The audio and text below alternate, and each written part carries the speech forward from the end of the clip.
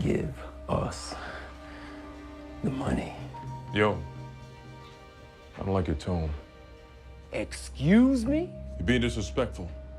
It's unnecessary. Ooh. Yo, Amos. What up? Show the man what you famous for.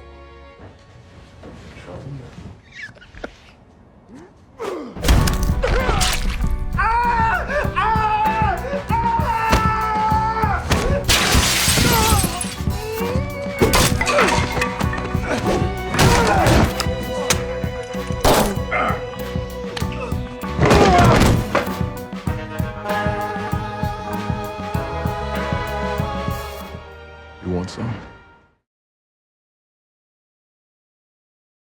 Hey YouTubers, it's Charlie. Get wrecked. This is going to be so much fun. So Luke Cage dropping September 30th. Let's break this down. There's also an Iron Fist teaser that I'll talk about at the end of this. Luke Cage stuff first. This is from the first episode. It's really just meant to show you what he can do. Just like the other gangsters that are holding up that restaurant say, show him what you do, till he gets wrecked trying to wreck Luke Cage. And the really nice touch here that I appreciate, they don't need to do this, but it just adds that something extra that makes it that much more realistic. They have the gunpowder on the inside of Luke Cage's hand where the bullet discharged. That's actually what happens when the bullet leaves the chamber. You also see that reaction on his face, like he feels it. It doesn't really hurt him, but just because his skin is invulnerable doesn't mean that he doesn't feel things. Like when he's having sex with Jessica Jones, he definitely feels that. Sweet Christmas, he felt that. So like anytime somebody throws him through a window or he bashes through something, he still feels it. But you know, like Wolverine, they just get used to it, even though your body's still feeling the same amount of pain. But these dudes are just part of his call to action. Like in the first episode, as things pick up, he's trying to hide out. At the end of Jessica Jones, he took off. Things were getting really hot. He didn't want to land on the police's radar, and Kilgrave had led this wake of destruction just leading to Luke Cage. So he's like, all right, peace, I'm out. I'm going up to Harlem. I'm going to hide out for a little while. And that's where we find him with Pops in the trailer. Pops, I'm thinking of, is like his version of Stick, like the wise old man that explains things for him in terms that he can understand. Like, look, this is what's happening to Harlem. Maybe you should help out. Then you have people like Misty Knight who come along and like, look, dude, you seriously need to get off your ass and do something about this neighborhood. So then he sees stuff like this, and this is like the real call to action. Like, people are being threatened at gunpoint, so I'm going to throw down. Like, this is enough. So like by the end of the series, he'll be Luke Cage, hero for hire that most of you guys are familiar with, either in the comics or the animated series. But here's the really cool thing. They've released the titles of all 13 episodes, and they're all Gang Starr songs. If you don't know who they are, they're just a big hip-hop group that's important to the East Coast scene. They were also associated with Wu-Tang. The showrunner said that Luke Cage as a series is kind of like the Wu-Tangification of the Marvel Universe.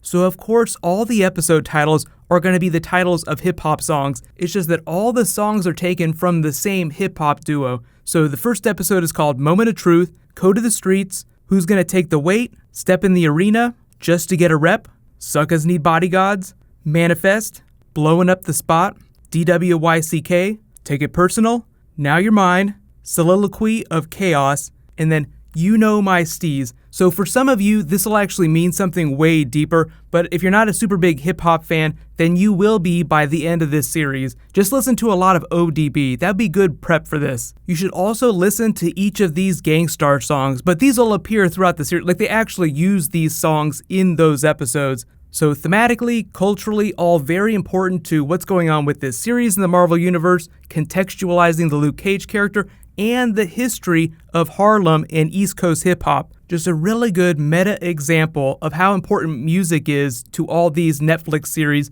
and how creatively they're just a step above most other big cable shows. So get wrecked. It's all dropping September 30th. I'll be posting my episode 1 video that night, like later that night, and then the rest of the videos will post over the next couple days.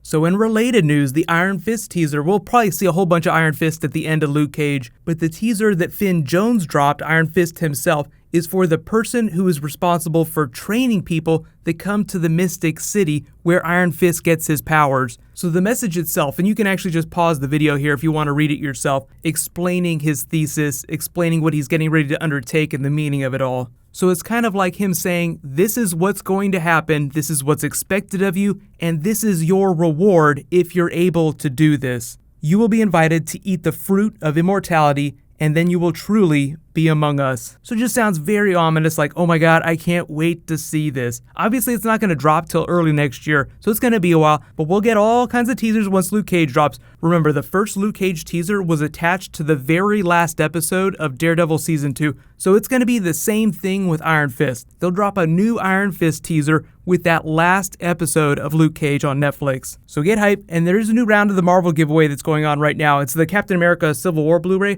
All you have to do to enter is be a subscriber, leave a comment on this video. What I'm going to do next is I'll probably post some Thor Ragnarok later tonight. While you guys wait for that to post, you can click here for Scarlet Witch and Vision teaser, and you can click here to learn all about Savitar's backstory on The Flash Season 3.